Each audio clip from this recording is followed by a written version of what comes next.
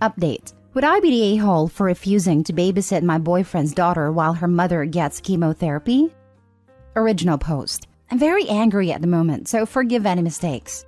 My boyfriend, male mid-30s, has a daughter Gina, 10, with his ex-wife, Tess, and the ex-wife is fighting a very aggressive form of brain cancer.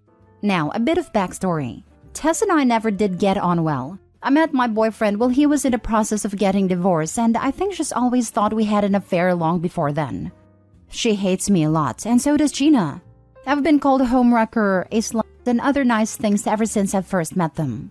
Now, my boyfriend is usually very quick to shut down their BS, but he adores his daughter and still cares about his ex-wife as they've been together 15 years and been friends since their childhood. Ever since the diagnosis, he's been the one driving ex-wife to medical appointments and such, and has asked me the favor to look after his daughter while he's with Tess. He knows what a huge favor it is, and has thanked me profusely every time, and I know how much he needs my help. But everything went downhill a few hours ago when I was asked to bring Gina back to her mother's house. Tess started saying I must be glad she's dying, because I can keep boyfriend to myself now. She said I must be happy because now I get to keep her daughter and pretend she's mine. She said a lot of ugly things as well, and boyfriend didn't do anything to correct her. I stayed really quiet because, to be frank, I was incredibly shocked. Still am, to be honest. When we got home, I lost it with him and told him I wouldn't keep his daughter any longer. Not if he allowed Tess to talk to me in such a manner. He said I'd be a huge a-hole if I went through with this because Tess has just found she's only got few weeks left, and not the months she'd previously thought. Is he right? Would I be the a-hole if I stopped babysitting his daughter? Now for the top comments before reading the updates. Oh boy, you're in a difficult situation for sure. Do you love this man? You know that with this man comes his child, right? And how you behave now will determine how his child responds to you in the future. Presuming you want a future with your boyfriend after this. You are not obligated to sit and take crap, no matter where it is coming from. Do you understand though, this likely isn't a real her. She's literally grappling with life and death, not to mention a likely mind/mood-altering brain tumor that could have been there for years. And the amount of pain she must be in emotionally, knowing she won't be there for her daughter must be driving her crazy. Ever seen the movie Stepmom? This is your choice though. You don't have to take it. You would not be the a-hole to step away altogether. Just don't expect to stay in that relationship if you refuse to watch his daughter. This feels like a deal breaker for you both. I only want to add that it appears she was disrespectful to Opie before the diagnosis. This should be in highlights. It's unfortunate terminal illness does not make patients saints. More of her true self showed us all. But seriously, Opie, you will never be happy with this man. Gina won't let you. Move on. I understand that both Tess and Gina and even the ex-husband are hurting. Brain cancer is a terrible condition. However, Tess did not like Opie before the disease, and she made that clear in what she said. Gina at 10 will equate being nice to Opie as being disloyal to her mom. Gina at 10, losing her mom, should be first in her father's life for many years to come. That is why for the peace of everyone and for a happier life, Opie should move on. There are no a-holes here. This is so far above AITA's pay grade. A dying mother lashing out at the most convenient target. And brain cancer? This is 100% affecting her ability to filter and regulate what she says. A partner watching the mother of his child, someone he once loved, die. He's with you and doesn't want to make this harder on anyone. A child caught in the middle of all this. And you, with your very valid feelings of being unfairly treated. You need to find a grief therapist now. One that you can talk to, one that boyfriend and daughter can go to. This is going to be a very rough ride. No a-holes here. Nope. Boyfriend is definitely an a-hole for not standing up for her and allowing that kind of treatment. Tess has been rude even before she found out she only has a few weeks. Tess has an aggressive form of brain cancer. I presume she had a tumor or granulomas before she was officially diagnosed. Maybe for a long time. I know AITA is the place to come for snap judgments and moral desserts, but a person with brain cancer is not the enemy you want her to be, even if she was aggressive before her diagnosis. Not the a-hole, but I don't see your relationship surviving much longer. I would nope out of that toxic mess. Boyfriend is numb and has no boundaries. Stepkid is using you as an emotional tampon. And the ex, if she passes, you will be fighting a ghost with an angry preteen. Save yourself, Opie.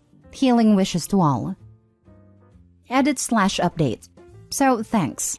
I've read all your comments and thought about all the points you made. I will continue to look after the kid. To be honest, I think I never had any actual intentions of stopping. In my anger, I just wanted my boyfriend to listen to me for a moment, and I think I need to have a chat with my boyfriend.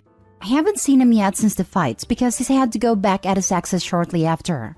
We'll see. Maybe I'll do an update once things settle down. Thank you again. I really appreciate your help. Edit. Thanks for taking the time to share your opinions, folks. I am very surprised and grateful and appreciates everyone's insight. I'm a bit more level-headed at the moment, so I'll take the time to expand on some points I've seen brought up in the comments.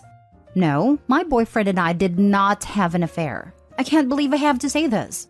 Their divorce was almost finalized when we met, and the reason they divorced was that they'd been growing more and more distant, to the point where ex-wife had an extramarital affair and boyfriend didn't even care. I trust him because he's shown me again and again the truthfulness of his words. His daughter was always going to be part of my life. I knew that since the very beginning. My boyfriend and his daughter have always been very, very close. We sat down a while ago, after X's diagnosis, and talked it out. There was no doubt his daughter was always coming to live with us after his mother's death. And one thing, I love my boyfriend, and so I care deeply about the people he loves too, which include his daughter. I care for the kid a lot, and have tried and was always going to keep trying to build a relationship with her. It's the daughter who wants nothing, and I repeat, nothing to do with me. I am under no delusions about what our future will be like. The kid has always been my boyfriend's priority, and rightfully so, and I know she's going to need her dad a lot after her mother passes. I also know my boyfriend is going to be grieving heavily, and was ready to support him fully. My boyfriend was able to just stand there and watch as his ex-wife spouted so much anger and sheer hatred at me that I was struck dumb about. I have never seen anything like it. And he just stood there, watching me in tears as this woman kept yelling and yelling. He didn't do a thing, not even guide me out of the room. It felt much like a betrayal, to be honest, and the fact that he was not even a bit understanding afterwards has made me reconsider pretty much everything. I'm sorry, but I cannot excuse completely ex-wife for her past behavior. Boyfriend says she's always been very headstrong and jealous, and he never found anything weird with her. But her behavior started changing around 6 months ago, and we all started noticing then. Now for the full update. I don't know whether someone even remembers my original post, but I received lots of great advice in the comments, and I figured I owe you guys an update. Lots has happened in the meanwhile, so I'll try to keep it short. First, I sat my boyfriend down for a chat as soon as I saw him again, which was the day following our discussion. He agreed that we needed to talk, and told me he was sorry for calling me an a-hole, that he had been so much in shock that he hardly even remembered the whole fight in the first place. I told him I could understand that, and told him I love him and wanted to be there for him and support him throughout this ordeal. I also added, though, that I would need him to be able to stick up for me in the future, even against his daughter, who would be grieving and in a lot of pain. I told him to think about it and let me know, and also said that I would keep his daughter for as long as he needed me to, independently from his answer. He then asked me to marry him on the spot. No ring or anything, but he was crying and it was very sweet. So now we're engaged and relatively happy. Second, Tess passed away a week later. I followed your suggestion and didn't see her again. Gina is living full-time with us now, and I have what I think are, if not good, then hopeful news. 10 days after her mother's death, she broke down in hysterics because she wanted her mom. It was an incredibly sad moment. She kept yelling insults at me and crying and again yelling at me. I was in tears because seeing a child in that much pain is truly heart-wrenching. So I intervened before my fiancé could say anything, told Gina that I couldn't bear to see her so distressed and that I would go stay with a friend until she felt a bit better, that I loved her and just wanted her to be less sad. She ran to me, hugged me, and begged me to not leave her. We cried together, and I think we might be on the road to healing. That is to say, thank you Reddit folks for your feedback. You're awesome. So happy to read the last paragraph of your update. It's incredibly sad for all of you. And after what Taz put you through, even though she must have been very distressed to be dying, leaving such a young kid without a mother, you're incredibly strong and good to the core to still handle it the way you are. I hope you manage to build a strong relationship with Gina and have a happy marriage. Not to mention that it was brain cancer, which, like memory loss illnesses, affects a person's personality as they degrade and the disease progresses. I feel so bad for them that they may never know if those words were the disease or how she actually felt. Both are awful. In her original post, Opie covers that. She said something along the lines that Tess didn't like her and made it known to her. accusing Opie and her boyfriend, now fiancé, of having an extramarital affair since they hooked up at the tail end of Tess's and the boyfriend's divorce. It wasn't until 6 months before the post that Tess got malicious about it, and it was just a short while later that Tess was diagnosed with a brain tumor. So it appears that Tess always felt that way about Opie. The cancer just exacerbated it. Opie, please check if there's a kid griefs group in your area. It helps many kids to realize they are not alone in this. And if she wants, make sure she has a good picture of her mom in her room. Make sure she knows she can talk of her. And look that she gets enough mementos of her mother. Sometimes women have different thoughts about what they would like to have from their moms than men. Better keep few things more than not enough, if possible. Good luck to all of you. I second this, and I'd also like to recommend you look into something a little more alternative like art therapy if it's available, and if she's maybe slower to open up. I did art therapy as a kid when some rough stuff happened, and it was immediately helpful. And I've also known people who got a lot out of things like equine therapy. Kids sometimes need a slightly different approach. It might take a little time to find what jives with her, but it's worth it. Last story. Am I the a-hole for not asking my sister if I should adopt? This will require some backstory. I, 27 female, and my husband, 26 male, have been married for a little over 3 years. 2 years ago, we began trying to get pregnant. We then moved on to attempting to get pregnant through fertility treatments. When none of this worked, we decided we wanted to pursue adoption.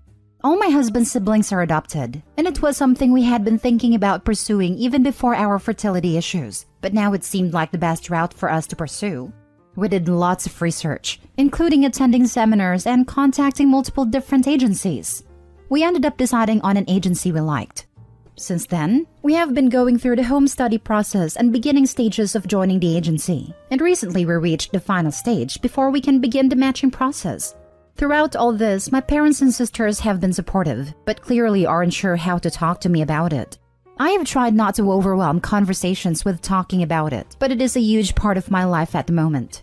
Though I have tried to be especially sensitive to one of my older sisters who is infertile, as I know she has struggled in the past. Well, over the last few months, I haven't heard from this sister at all. She's known for being hard to get in contact with, so I tried not to read into it too much. But I was aware she was talking to my parents and our other sister. I finally heard from her yesterday when she called me. During the call, she expressed that it is hard to hear about the adoption stuff, which I understand, but then she started telling me that she and my other sister have been frustrated, that they were not asked for their opinions before we started the adoption process.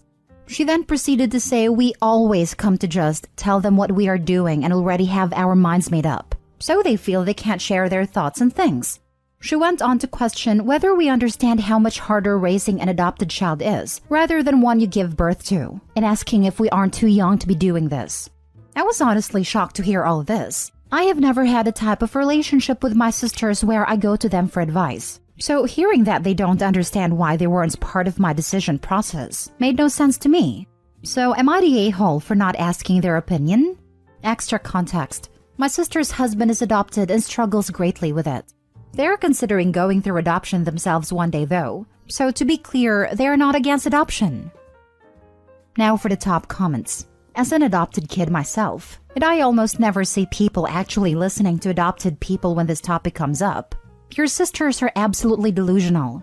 And honestly, probably not very good people. I 100% believe someone who would treat an adopted kid differently than a bio kid, and that's what she's saying, is a trash person. Not the a-hole. And look into the kid's book The Day You Were Born by Jamie Lee Curtis. Fantastic kid's book about adoption. And never lie to your kid about where they came from. Never get weird if they have questions about their bio family, etc. Thank you so much for the book recommendation. I will definitely get it. We would never lie to our future child about their adoption. It is a part of their story and they have every right to know. Adoptive parent here, and I just want to jump onto Pineapple's excellent comment and help reinforce it. If you adopt those who are going to be your kids and they'll have their own story, it's hugely important that they are brought up knowing that story too.